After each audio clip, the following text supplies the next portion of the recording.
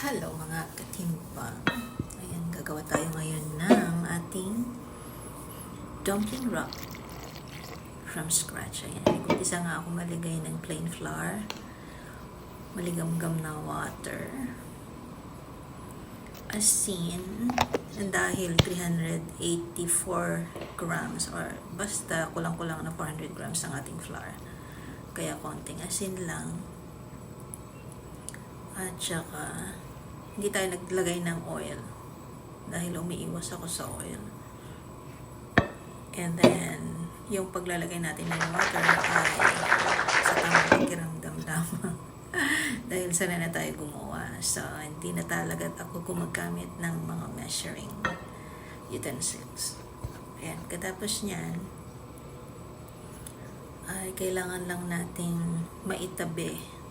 Kapag busy ka, pwede mo siyang itabi the whole day. Gawin mo ng gabi, mga 7, ganyan. Or kahit gawin mo ng umaga, itabi mo ng the whole night, gawin mo the next morning, okay pa rin siya. Ayan. Pagka siya ay nakapag-rest na or nakapagpahinga yung ating dough, pwede mo na siyang i-cut in the middle. Pwede kang gumamit ng weighing scale para kung gusto mo perfect yung iyong division ng iyong wrap. Pwede rin. Kaya lang ako kasi lagi ko lang siyang by feels lang ako gumawa. Kasi hindi naman siya pang benta. Pang sarili ko lang. Ayan. So that's how you divide your dough kapag gusto mo nang mabilisan at ayaw mo na nang nagtitimbang-timbang ka pa. Which is yung size na yan, mga katimbang, ay medium size naman ang balot. At saka medyo makapal yung ginawa ko. Dahil ayaw ko sa gawa ko yung minsan nabubutas. Ayan, yung size na yan ay halfway done ng iyong flatten wrap. Kasi ang ginawa ko dyan, tinatabi ko nga. The final, i-flatten mo siya more than ever yung gusto mong size. Ayan, makapal yung ating pagbalot dyan dahil nga mag-i-stock pa ko sa freezer. Ayan. Gusto ko lang kasi mas madali kasing gawin yung round na balot kaysa nung sa normal na dumpling design. Ayan.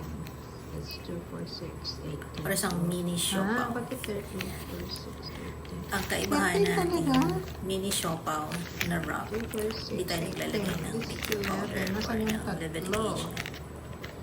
Ay, nasa Kaya plain ano lang siya, plain wrap lang siya. I left this one. I left them out. This, my dinner.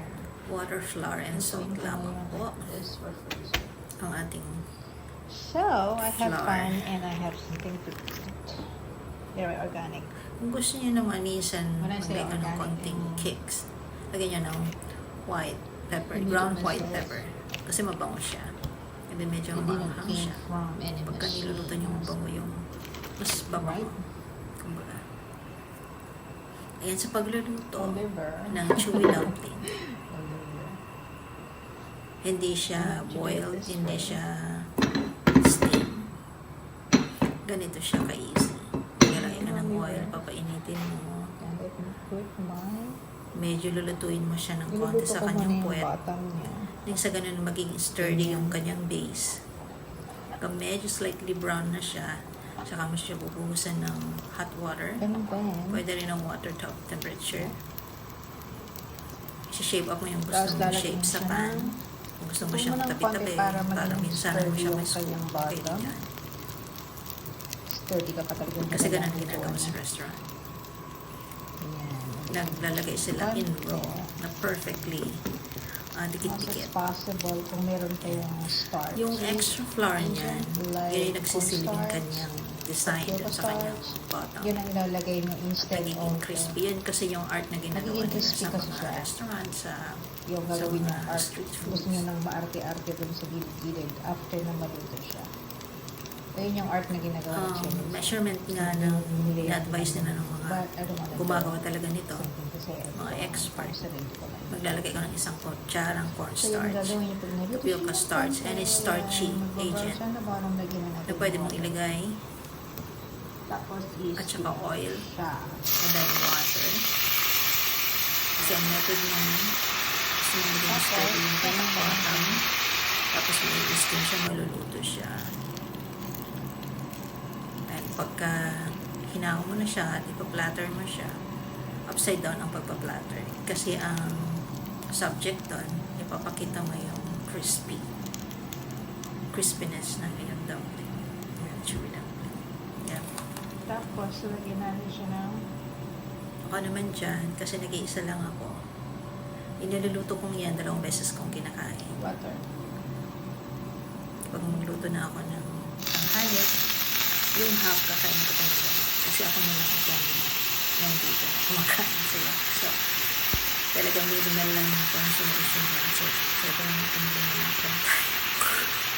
Lumalapan talaga tayo. Kaya kapag nag-disappear yung tubig, sakto na mga luto na siya. Pag nalaman nyo, paano yung malaman nyo? Kasi, nilito na yung dumplings at hindi nila. Pag mahangan mo yung aroma ng dumplings na lahat ng pagkain, supposed to be, pag naluto, bumawa. So, yun ang ating concept ng pagluluto na masarap. Ayan. Pagka hindi mabango yung niluluto nyo, baka may sira or something. Diba? Ayan, show ko lang kung paano lutuin. Kasi, mostly yung mga nakakasama ko, hindi sila masyadong dun sa pagluluto, ang paraan ng pagluluto, yung technique or method. Minsan nasisira nila. Pagka pinababayaan kung sila lang mag-handle, nasisira talaga nila yung bottom. Kasi, sila, open sila ng open up, wala pang, kailangan mag-time ka rin ng mga 5 to 7 minutes pagka may meat yung niluluto mo. Tapos, huwag kang touch ng touch dun sa niluluto mo, lalo na yung mga figure na ganyan na hindi pwedeng masira. Kasi ibabalik sa'yo ng amo or ibabalik ng customer sa'yo. Pagka hindi maganda yung diba? Hindi naman pwedeng luray-luray yung ating ihanda para sa kanila. But this time, kasi nung kumain kami ni Elsa, kaming dalawa. Corn, Jacob's So yan yung tears, companion. So yan yung partner the ng green aming one kinain. is soya bean. Kaya ang ko dyan na caption ko dyan noon ay is Midwest. Parang something na gano'n. Kasi Western yung isa, Western style. Western style naman yung isa. Anyway, kapag tayo-tayo lang naman, ay hindi Because naman I have no mapapansin husband. kung ano yung masarap yun na yun. Diba? Joke. So happy si Elsa that day kasi natikman niya at nilaman niya na from scratch ko talaga ginawa yung pinakain ko sa kanya. It's ready. Sobra siyang na-amaze. Kasi gano'n lang ka naman talaga pagka hindi mo alam gawin yung isang bagay para ka na-amaze. Pero napakasimple, That's how you napaka-basic put it lang on naman like yung paggawa that. ng dumpling. Because the beauty is in the bottom. Natutuwa ako pag wala Have you heard about nadadamage that? na kaya The beauty of it is in the pagka bottom. homemade at hindi ka gumagamit ng measurement kung gaano In crunch. ka-thick, gaano kalapad, See? gaano kalaki yung gagawin ng wrap, That's the art. yung pambalot. Mas mainam niyo yung mas makapal Fire. para sa pag-handle ng Yeah, I think it's ready. Hindi pa It's masyado pretty in the bottom. paglabas nila sa freezer, from doon pa lang, lumalambot na. Pwede man lang siya Sabi yung jewel ni-direct na iluto, kahit frozen siya.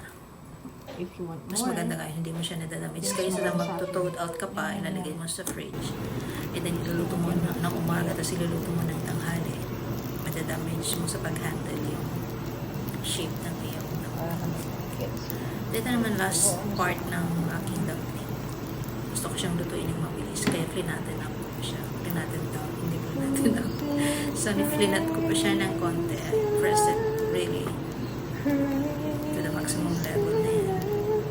Para mag-flatten out siya. Even more.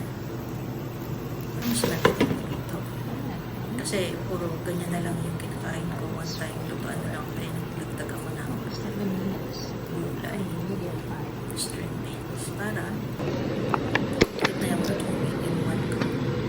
So, 3 piraso lang kasi kami. Hindi na, pwede na yung tatlo, and then the next day, the rest. Kasi bawal na ako siya. So, pinapatid ka. So, yun lang naman, I'm happy with the way I'm making my food. Kasi I really enjoy them. Kung sana lang yung mapakain ako, mas masaya. Kasi, I love feeding them. Ano naman mga kapatid? Sana one day, magpagpakain din ako ng mga tao by my own experience. Kasi nakakapagpakain na tayo ng tao, pero binibigay lang tayo. Sana ma-enjoy ko naman someday